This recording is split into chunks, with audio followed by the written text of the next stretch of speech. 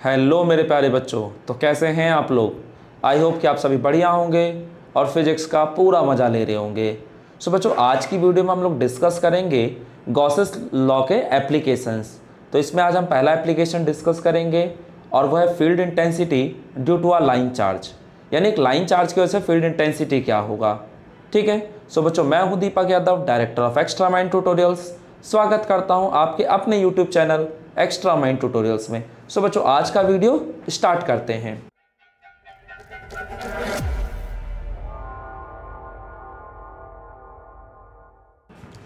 तो बच्चों, जैसे हम बात करते हैं कि सपोज दैट ये हमारा एक इन्फिनिटी लॉन्ग लाइन चार्ज है। ठीक है, तो ये माइनस इन्फिनिटी हो गया और इधर आपका ये प्लस इन्फिनिटी हो गया, और इस लाइन पे पूरे पे चार्ज यूनिफॉर्मली डिस्ट्रीब्यूटेड है।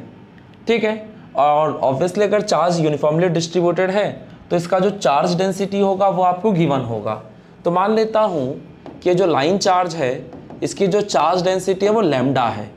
ठीक है, और हमसे कहा गया कि इस लीनियर चार्ज की वजह से किसी पॉइंट P पर फील्ड इंटेंसिटी बताइए कितना है, और जो पॉइंट P है हमारा वो इसके सेंटर से r दूरी पे है। सो बात समझ में आ रही है। यहाँ पर एक लाइन चार्ज है जो एक इन्फाइनेटली लॉन्ग लाइन चार्ज है, और इसकी वजह से किसी पॉइंट P पे हमें किसी पॉइंट P पे हमें फील्ड देखना है कितना है, और वो भी गॉसेस थ्योरम की मदद से देखना है। तो आपको पता है गॉसेस थ्योरम जो था वो तो क्लोज्ड बॉडी के लिए वैलिड था। क्या ये बॉडी कहीं से भी देख के क्लोज्ड लगती है आपको? नहीं। इसका मतलब यहाँ पर हमें क्लोज्ड बॉडी इमेजिन करना होगा। तो अगर हम क्लोज्ड बॉडी इमेजिन करते हैं तो वो जो क्लोज्ड बॉडी होती है उसी को हम लोग गॉसियन सरफेस कहते थे। तो गॉसियन सरफेस को इमेजिन करने के कुछ टर्म्स एंड कंडीशंस हैं, जिसमें पहली कंडीशन ये थी कि जो बॉडी है आपका वो चार्ज के अबाउट सिमेट्रिक होना चाहिए। तो बॉडी अगर चार्ज के अबाउट सिमेट्रिक है तो उसका बेनिफिट ये है कि भाई उस सरफेस पे या उस बॉडी पे कहीं भी आप देखेंगे आपका फील्ड का वैल्यू हर जगह सेम आएगा। यानी आप ये कह सकते हैं कि किसी भी गॉसियन सरफेस के लिए आपके इलेक्ट्रिक फील्ड की वैल्यू हमेशा कांस्टेंट रहेगी। ठीक है, अब बात आती है कि सरफेस आपका चार्ज के अबाउट सिमेट्रिक है, इसका मतलब क्या है। तो देखो, जैसे अगर मैं अपनी बॉडी की ही बात कर दूं और मैं पूछूं कि क्या मेरी बॉडी इस लाइन के अबाउट सिमेट्रिक है, आप कहेंगे नहीं, क्योंकि इस लाइन पे जब आप खड़े होकर नीचे की तरफ और ऊपर की तरफ देखेंगे तो दोनों पार्ट्स बिल्कुल अलग अलग दिखेंगे। इसका मतलब मेरा बॉडी इस लाइन के अबाउट सिमेट्रिक नहीं है। बट अगर मैं बात करता हूँ इस लाइन की, तो मेरी बॉडी इस लाइन के अबाउट तो सिमेट्रिक है ना, क्योंकि इस लाइन पे आप खड़े होकर चाहे इधर की तरफ देखो और चाहे इधर की तरफ देखो, दोनों तरफ आपको एक जैसा ही दिख रहा है, यानी मेरी बॉडी इस लाइन के अबाउट सिमेट्रिक है। तो सेम काम हमें यहाँ भी करना है। यहाँ हमें बॉडी इस तरह की एज्यूम करनी है कि इस चार्ज पर खड़े होकर जब मैं देखूँ तो बॉडी चारों तरफ मुझे एक जैसी नज़र आए, और एक जैसी नज़र आने का बेनिफिट मैंने बताया कि आपका फील्ड का वैल्यू सरफेस के लिए कांस्टेंट हो जाएगा। दूसरा पॉइंट, जिस भी पॉइंट पे आपको फील्ड इंटेंसिटी निकालनी है वो पॉइंट हमेशा गॉसियन सरफेस पे लाई करना चाहिए। ठीक है। अच्छा, तीसरा पॉइंट क्या था कि आपका जो फील्ड वेक्टर है वो या तो एरिया वेक्टर के पैरेलल हो या तो परपेंडिकुलर हो। तो ये तीन कंडीशंस हैं जिसको आपको फुलफिल करना होता है किसी भी गॉसियन सरफेस को इमेजिन करने के लिए। तो सोचो यहाँ पे मैं कौन सी ऐसी बॉडी लूँ जो इस चार्ज के अबाउट सिमेट्रिक हो। तो मेरे दिमाग में आ रहा है सिलेंडर, कि अगर मैं एक सिलेंड्रिकल बॉडी ले लूँ तो मेरा काम बन जाएगा। तो अगर मैंने यहाँ पर एक सिलेंडर इमेजिन कर लिया और मान लिया जाए ये मेरा एक गॉसियन सिलेंडर है। ठीक है, तो ये हमने गॉसियन सिलेंडर इमेजिन कर लिया जिसकी लंबाई हमने L मान ली, और आप समझिए कि अभी ये जो पॉइंट P है वो इस सरफेस पे लाई कर रहा है। दूसरा, इस चार्ज पे आप खड़े होकर इस सिलेंडर को देखिए, चारों तरफ आपको एक जैसा ही दिख रहा है। इसका मतलब ये सिलेंडर इस चार्ज के अबाउट सिमेट्रिक है। क्या मैं इससे मोटा सिलेंडर ले सकता था? नहीं। क्यों? क्योंकि अगर मैं इससे मोटा सिलेंडर लूँगा तो आपका जो पॉइंट P है वो इस सिलेंडर के अंदर आ जाएगा, जबकि हमने बताया था कि हमारा जो पॉइंट P है वो हमेशा सरफेस पे होना चाहिए। यानी कि अगर मैं इससे मोटा सिलेंडर लूँगा तो सिलेंडर के अंदर आ जाएगा पॉइंट P, और अगर मैंने इससे पतला सिलेंडर ले लिया तो पॉइंट P सिलेंडर के बाहर चला गया, तो मेरी कंडीशन वायलेट हो जाएगी। तो ये कन्फर्म हो गया कि जो हमें सिलेंडर लेना है उसकी मोटाई फिक्स है और वो R रेडियस का ही होगा। ठीक है। क्या लंबाई के साथ कोई कॉम्प्रोमाइज़ हो सकता है? हाँ, लंबाई आपकी जितनी मर्जी करे आप उतना ले लो। मेरा मन किया मैंने इतना लंबा सिलेंडर लिया, आपका मन करे आप इससे भी लंबा ले लो, मुझे फ़र्क नहीं पड़ता इस बात से। ठीक है, तो आपको ये समझ में आ रहा होगा कि यहाँ पे लेंथ के साथ तो कुछ भी आप कर सकते हैं, बट सिलेंडर की मोटाई के साथ आप कुछ नहीं कर सकते। मैंने अगर सिलेंडर इमेजिन किया तो मैं भी इतना ही मोटा सिलेंडर इमेजिन करूंगा, आपने अगर सिलेंडर इमेजिन किया तो आप भी इतना ही मोटा सिलेंडर इमेजिन करेंगे। बस फर्क इस बात का हो सकता है कि मेरे सिलेंडर की लंबाई इतनी है, आपके सिलेंडर की लंबाई या तो इससे ज़्यादा होगी या तो कम होगी, ये हो सकता है। ठीक है, तो ये तो फिलहाल बात होगी गॉसियन सरफेस की। अब आपको जब भी गॉसेस थ्योरम की मदद से फ्लक्स फील्ड निकालना हो तो ये ध्यान रखिएगा जो पैटर्न मैं अभी बताने जा रहा हूँ आपको। तो यहाँ पर आपको बेसिकली फ्लक्स निकालना है। फ्लक्स निकालने के दो तरीके, एक था आपका surface integral of electric field over the closed surface और दूसरा था Q by epsilon not, Gauss's law वाला। तो दोनों ही तरीकों से आपने फ्लक्स निकालना है, दोनों फ्लक्स को इक्वेट करके सॉल्व करना है, आपका आंसर अपने आप आ जाएगा। चाहे तो आप अपने आप से भी करके देख सकते हैं इस चीज़ को। ठीक है, तो अगर मुझे इस सिलेंडर के थ्रू फ्लक्स निकालना है तो आपको पता है ये जो सिलेंडर है इसमें बेसिकली एक कर्व्ड सरफेस है और ये दो एंड फेसेस हैं। तो मैंने कहा काम करते हैं, कर्व्ड सरफेस वाला फ्लक्स देख लेते हैं, सिलेंडर वाला देख लेते, ये एंड फेसेस वाला देख लेते हैं और तीनों को जोड़ देंगे, आ जाएगा पूरे सिलेंडर का फ्लक्स। तो अगर आप इसे कर्व्ड सरफेस की बात करते हो तो आप पूरे कर्व्ड सरफेस का एक साथ तो फ्लक्स नहीं निकाल सकते। तो इसलिए आप एक काम कीजिए, आप एक स्मॉल एरिया एलिमेंट कंसिडर कर लीजिए और मान लिया जाए ये जो एरिया एलिमेंट है ये ds वेक्टर है। और आपको पता होगा कि किसी भी क्लोज्ड बॉडी के केस में एरिया वेक्टर हमेशा परपेंडिकुलर टू द सरफेस होता है और बाहर की तरफ होता है। ठीक है, तो अगर आप इस पॉइंट पे भी एरिया वेक्टर देखेंगे तो यही आएगा। तो ये आपका ds वेक्टर हो गया। अब क्योंकि पॉजिटिव चार्ज है और आपको पता है पॉजिटिव चार्ज की वजह से जो फील्ड लाइंस थी वो रेडियली आउटवर्ड होती हैं, यानी अलोंग द रेडियस। तो रेडियस के अलोंग होगा ना फील्ड लाइन, यानी आपका जो ई वेक्टर है वो इधर आ गया। तो यहाँ पे आप क्या देख रहे हैं कि आपका ई वेक्टर और ds वेक्टर दोनों ही सेम डायरेक्शन में है।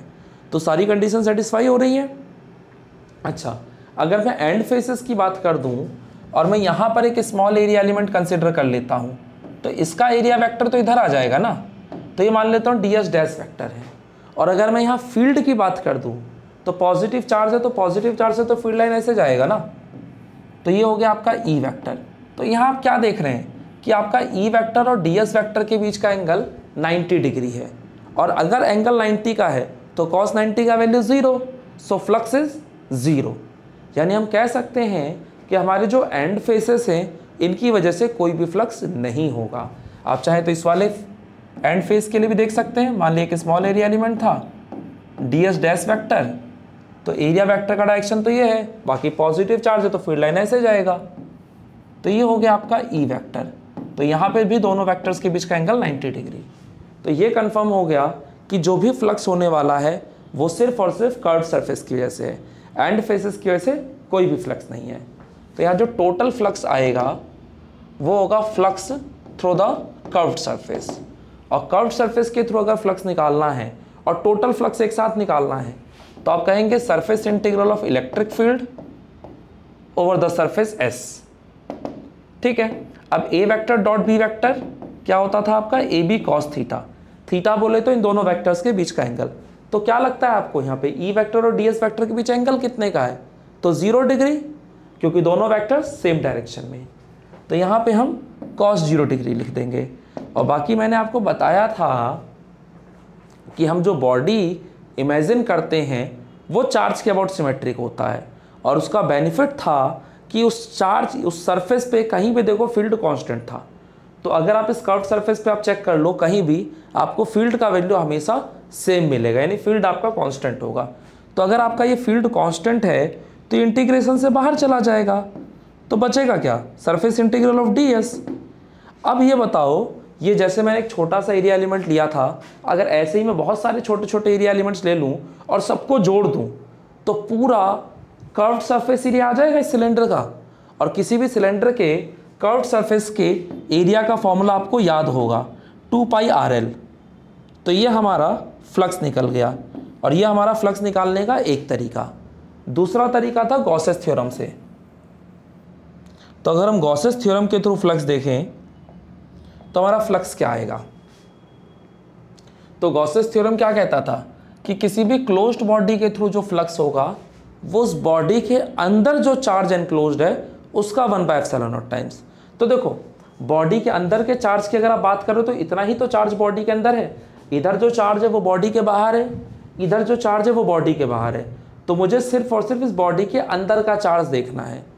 तो मान लेता हूँ कि इस बॉडी के अंदर जो चार्ज है वो Q है, तो फ्लक्स हो जाएगा Q का 1/ε0। अब क्योंकि मुझे यहाँ लीनियर चार्ज डेंसिटी दे रखी थी और मुझे चार्ज निकालना है, तो मैं निकाल सकता हूँ इजीली। मुझे पता है लीनियर चार्ज डेंसिटी का फॉर्मूला क्या था, तो चार्ज पर यूनिट लेंथ। तो अगर आपको चार्ज निकालना तो L को इधर भेज दो, तो Q की जगह आपका λL आ जाएगा इनटू में 1/ε0। तो ये हमारा फ्लक्स आ गया। और ये फ्लक्स निकालने का हमारा दूसरा तरीका। भाई तरीके कुछ भी हों, फ्लक्स तो सेम ही आएगा ना। ऐसा थोड़ा ना कि तरीका बदल जाने से चीज़ बदल जाएगी, चीज़ तो वही रहने वाली है। यानी आपका फ्लक्स दोनों ही केसेस में सेम आएगा। तो अगर मैं इन दोनों इक्वेशंस को इक्वेट कर दूं तो मुझे क्या मिलने वाला है, तो on equating equation first and second we get, हमें मिलेगा E इंटू में 2πRL is equal to λL बटे में ε0। तो यहाँ इस L से ये L कट जाएगा, तो E is equal to lambda बटे में 2πε0R। तो ये हमारा इलेक्ट्रिक फील्ड इंटेंसिटी का फॉर्मूला तैयार हो गया। और ये जो फॉर्मूला है ये बेसिकली एक लाइन चार्ज की वजह से है। तो आई होप कि आपको ये पूरा कंसेप्ट समझ में आया होगा अच्छे से। सो बच्चों आज की वीडियो में इतना ही। अगर आपको चीज़ें अच्छी लगी हो, कंसेप्ट समझ में आया हो, डेरिवेशन समझ में आया हो, तो आप इस वीडियो को लाइक करें, शेयर करें अपने उन दोस्तों के साथ जिन्हें आप हमेशा अपने साथ देखना चाहते हैं। पता चला आप हमारी वीडियोस देख देख के तो आपने तो टॉप कर दिया और आपका दोस्त बेचारा रह गया। तो भाई जो आपका प्रिय मित्र है उसके साथ इस वीडियो को ज़रूर शेयर करें, जिससे कि आप हमेशा साथ साथ रह सकें। चलिए तो फिलहाल इतना ही आज की वीडियो में। बाकी हम नेक्स्ट वीडियो में मिलेंगे इसके अगले टॉपिक के साथ। तब तक के लिए खूब ध्यान रखें और खूब मन लगा के पढ़िए। ठीक है बच्चों, बाय।